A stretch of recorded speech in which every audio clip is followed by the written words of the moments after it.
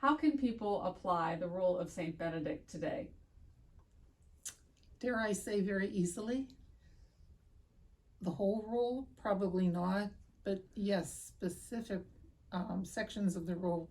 It's in 72 chapters, so there are many of those chapters, and I'll just comment on a few that I think are very practical for anyone, vowed religious Benedictines, and any lay person who might be interested. For instance, chapter 2 of the rule is the qualities of the superior. A very challenging chapter for a superior but I reflect on that often. I'm very challenged by that.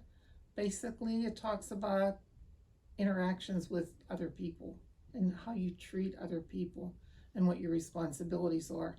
Isn't that true of any lay person who lives his or her life?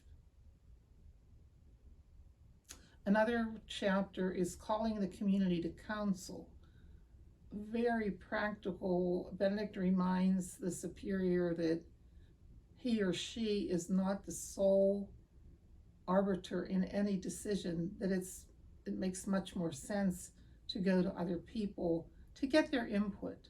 And while he or she is the final decision maker, they come with an abundance of wisdom and practical advice. That's what that chapter calls.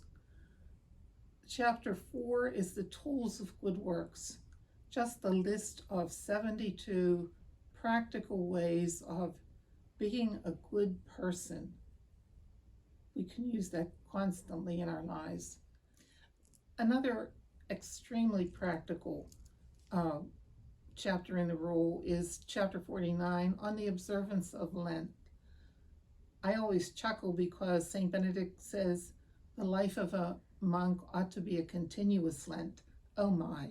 And I always say that when I read that. But he adds, but since not too many of us have the stamina for that, I'll give you some practical examples. And he goes right to the gospel. He said, Lent should be a time of increased prayer, fasting, and almsgiving. And which person could not increase his or her prayer, fasting, and almsgiving? The rule is a rule for all time and all people.